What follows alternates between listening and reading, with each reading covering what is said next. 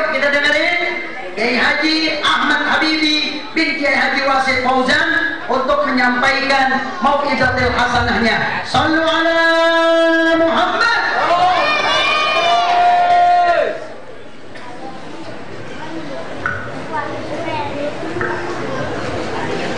Bismillahirrahmanirrahim. Assalamualaikum warahmatullahi wabarakatuh. Al-mukarramin al-mukarramat al-muallimin al-muallimat, para habaib asyurafa bil khusus yang kita muliakan, yang kita cintai, guru kita bersama Fadilatul Sayyid Ad-Da'ilullah Al-Habib Hamid bin Zaid Al-Attas. Kita doakan mudah-mudahan beliau juga diberikan sehatul afiat, panjang umur, rezekinya banyak, diberikan kekuatan untuk membimbing dan membina kita untuk menuju Allah Subhanahu wa taala. Amin ya rabbal alamin. Dan para habaib yang lainnya, diantaranya adalah Habib Syekh bin Umar Al-Hasni dan para habaib yang lain yang tidak bisa disebutkan namanya. Mudah-mudahan pada beliau, pada cucu-cucu baginda Nabi Muhammad sallallahu alaihi wasallam diberikan panjang umur dan sehat walafiat oleh Allah Subhanahu wa taala. Tak lupa juga kepada guru kita, kakanda tercinta, pembimbing Al-Faqir secara ruh dan jasad, beliau Kiai Sofiullah Muhajir, yang kita doakan mudah-mudahan selalu diberikan sehat dan afiat dari Allah Subhanahu wa taala. Di sini juga ada tetangga kamar saya Kiai Haji Mubarak, tetangga kamar berdekatan rumahnya dengan saya. Kita doakan mudah-mudahan beliau juga diberikan sehat dan afiat oleh Allah Subhanahu wa taala, panjang umur, dan para habaib yang lain, para kiai, para hujjah, Haji Ni'an, dan kemudian pengurus Masjid Al-Hikmah, ada Ustaz Ibnu Sinan, kemudian dan saudara-saudara kita yang lainnya, Ustaz Sami, Ustaz Sobra. Mudah-mudahan semua para alumni daripada pondok pesantren Ar-Raudhah, dari Walid Al-Fadil Ad-Da'ilullah Al-Marhum Abu Yawazid, semuanya diberikan oleh Allah Subhanahu wa taala kesehatan dan kekuatan untuk sama-sama membina daripada masyarakat-masyarakatnya. Amin ya rabbal. Alhamdulillah wassalam ala Rasulillah Sayyidina Muhammad ibni Abdillah wa ala alihi wa sahbihi wa man walah, amma ba'du. Alhamdulillah alladhi jama'ana walladhi hadarana fi hadha al-ihtima'. Qala rabbi shrah li sadri wa yassir li amri wahlul 'uqdatan min lisani wa saddid lisani wahdi qalbi bihaqqi sayyidina Muhammadin. Qalu subhanaka la ilma lana illa ma 'allamtana innaka antal alimul hakim. Alhamdulillah. Ahiba'il kiram, pada malam hari ini Allah mengumpulkan kita di tempat yang sangat luar biasa, tempat turun daripada rahmat dan kasih sayang Allah Subhanahu wa taala, tempat di mana langit-langitnya Allah terbuka, tempat di mana pengampunan Allah terbuka luas bagi mereka yang mendekatkan diri kepada Allah Subhanahu wa taala. Utamakan Allah di dalam hati kita, maka Allah akan mengutamakan kita. Kenali Allah sebelum kita dalam keadaan sulit, sebelum kita dalam keadaan sulit, pada masa kita dalam keadaan bahagia. Utamakan Allah, cantumkan namanya di dalam jiwa kepribadian kita, maka pada saat kita sulit nanti kita akan mendapatkan pertolongan dari Allah Subhanahu wa taala. Rasul sallallahu alaihi wasallam telah menyampaikan, ta'arraf ila Allah birraha ya'rifka bisyiddah. Kenali Allah itu pada saat dalam keadaan bahagia, kenali Allah itu pada saat dalam keadaan senang, kenali Allah itu pada saat dalam keadaan lapang, maka Allah akan menolong kita saat kita dalam keadaan susah. Kenapa kita sulit ditolong oleh Allah dalam keadaan susah? Kenapa Allah sulit menolong kita dalam keadaan kita sedang dalam melarat? Kenapa semua itu terjadi dalam diri kita? Karena kebanyakan di antara kita itu kenal Allah pada saat kita jatuh. Karena pada saat itu kita dekat dengan Allah, pada saat kita terlilit musibah, bencana dan masalah-masalah. Maka Rasul sallallahu alaihi wasallam menyampaikan melalui al-sinatil ulama, yang mana tema pada malam hari ini adalah menjelaskan tentang kemuliaan para ulama. Dijelaskan bahwasannya ketika di mana Rasul sallallahu alaihi wasallam mengajarkan kepada kita untuk kita mengenalkan diri kita kepada Allah, untuk kita bersujud kepada Allah, untuk kita berzikir kepada Allah Subhanahu wa taala. Lihatlah wajah-wajah mereka para alim ulama, lihatlah wajah-wajah mereka para habaib asyurafa, lihatlah wajah-wajah mereka orang-orang yang mulia indallah Subhanahu wa taala. Idza ru'u dzikrullah, ketika kita memandang dari wajah mereka, maka haibah dalam jiwa kita, sehingga lisan ini otomatis mengucapkan kalimat-kalimat takjub. Kita lihat, pandang dan wajahnya Habib-Habib, dalam hati kita pasti berucap subhanallah. Pandang wajahnya Kiai Muhajir, pas dalam hati kita lihat subhanallah. Pandang wajahnya Kiai Haji Mubarak, pasti dalam hati kita bilang subhan. Pandang wajahnya Aib Amin Habibi, ini pasti dalam hati bilang inna lillahi.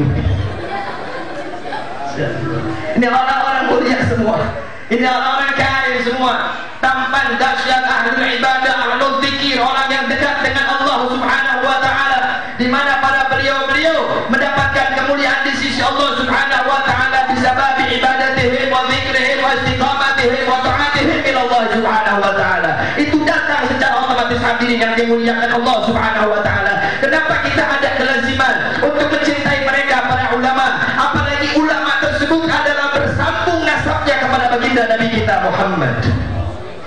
Ya dia ulama, ya dia bisa ngaji, ya dia mengerti ilmu, sambungan darahnya pun tersambung kepada baginda Nabi kita Muhammad sallallahu alaihi wasallam. Betapa kita lihat hadirin yang dimuliakan Allah, al-ahaditsus shahihah, al-ahaditsus marfu'ah, atau hadis-hadis yang lain dengan akhbar wal athar, di mana menceritakan tentang pemuliaan kita terhadap para ulama-ulama kita. Al-ula telah dijelaskan oleh guru kita Habib Syekh bin Umar Al-Hazmi. Al-ulama warathatul anbiya, para ulama ini warisan-warisannya para nabi. Li'anna al-anbiya war rusul lam yuwarrisu dinaran wala dirhaman walakin warasul ilma. Yaitu para rasul, yaitu para nabi, tidak diwariskan oleh Allah Subhanahu wa taala atas mereka semua. Mereka tidak mewariskan kepada kita semua yang namanya dirham. Mereka tidak wariskan kepada kita semua yang namanya dinar ataupun kekayaan-kekayaan yang lainnya. Yang mereka wariskan atas kita adalah ilmu yang bermanfaat di sisi Allah Subhanahu wa taala. Maka di majlis ilmu ini kita renungkan. Maka di majlis ini kita bayangkan betapa kita lihat akhlak mereka. Di samping mereka memiliki ibadah yang sangat luar biasa, akhlaknya pun sangat luar biasa. Saya pernah dengar cerita daripada saya punya walid yang pernah berguru kepada Habib Ali bin Husain Al-Attas. Di situ Habib Ali bin Husain Al-Attas adalah seorang dai, adalah seorang alim kabir, adalah seorang yang sangat dimuliakan oleh Allah Subhanahu wa taala. Ya dia ulama, ya dia mulianya baginda Nabi kita Muhammad. Bagaimana adabnya beliau hadirin yang dimuliakan Allah? Tatkala beliau datang, tatkala beliau sudah ada di rumahnya, tiba-tiba ada yang ketok pintu. Tiba-tiba ada yang datang sama beliau untuk silaturahmi. Entah apa tujuan orang tersebut. Tiba-tiba dibukakan oleh istrinya. Ketika orang tersebut datang kepada Habib Ali bin Husain Al-Attas, istrinya mengatakan kepada tamu tersebut, wahai tamu, ada apa gerangan antum ini datang ke tempat Habib Ali bin Husain Al-Attas? Ini Habib udah mau istirahat, setengah 11 ini jamnya beliau istirahat. Kemudian disampaikan sama tamu tersebut, wahai Ummi, saya ini pengen ketemu Habib Ali bin Husain Al-Attas. Ini di tempat saya undang penceramah, itu penceramahnya kagak datang. Ini kira-kira kalau orang Jakarta nih Habib Ali dijadiin badal, kurang ajar tidak? Kurang ajar tidak? Tapi Masya Allah, akhlaknya beliau Habib Ali bin Husain Al-Attas. Ketika uminya bilang kepada tamu tersebut, wahai tamu, wahai orang yang datang kepada Habib Ali, ini antum Masya Allah datang malam-malam cuma pengen Habib Ali ini jadi badal penceramah yang gak datang di tempat tersebut. Kalau kita ini udah merasa besar, kalau kita ini sudah merasa aneh, kadang-kadang boro-boro mau jadi badal diundang pun kita kadang-kadang pura-pura sibuk. Betul tidak? Betul tidak? Oh, saya udah jadwalnya banyak ini. Oh, saya ini udah penuh jadwalnya. Saya nggak mau datang, ternyata uangnya kecil. Inna lillahi wa inna ilaihi. Tapi lihat Habib Ali bin Husain Al-Attas ketika mendengar perbincangan antara istrinya dengan tamu tersebut, kemudian beliau langsung memanggil istrinya, wahai istriku, masuklah kamar. Akhirnya dia masuk kamar, jangan katakan apapun kepada tamu tersebut. Habib Ali langsung bergegas menggunakan imamah dan kemudian pakaian lengkapnya untuk berdakwah. Habib Ali bergegas untuk berdakwah walaupun beliau capek, walaupun beliau menjadi badal. Inilah akhlak yang diajarkan oleh baginda Nabi kita Muhammad. Hadirin hadirat yang dimuliakan Allah Subhanahu wa taala, enggak sampai di situ, sampai di tempat hajat tersebut, di mana dari adabnya Habib Ali bin Husain Al-Attas, Habib Ali paling enggak suka sama yang namanya belut. Tapi lihat di yang dihidangkan di tamu tersebut. Tapi lihat yang tidak dihidangkan di sahibul bait tersebut. Apa yang terjadi? Dihidangkan belut pada saat itu. Sahibul bait tidak mengetahuinya. Akan tetapi lihat adabnya, lihat tata keramanya. Ketika menolak makanan yang tidak dimakan oleh beliau, beliau mengatakan dengan sopan dan indahnya, wahai sahibul bait, kalau saya makan sendirian ini saya nggak bakal kenyang. Saya ingin makan sama istri saya. Shallu ala sayyidina Muhammad. Penolakannya dengan akhlak, penolakannya dengan adab. Maka mereka para ulama mendapatkan sisi rutbah yang agung di sisi Allah Subhanahu wa taala. Kenapa?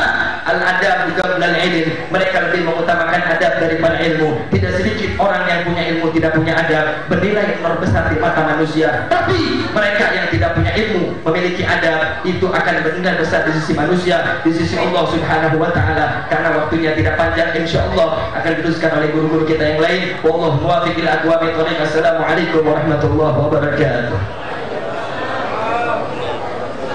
Alhamdulillah, apa yang disampaikan oleh Kiai Haji Ahmad Habibie insya Allah membawa perubahan dalam kehidupan kita. Amin ya rabbal alamin.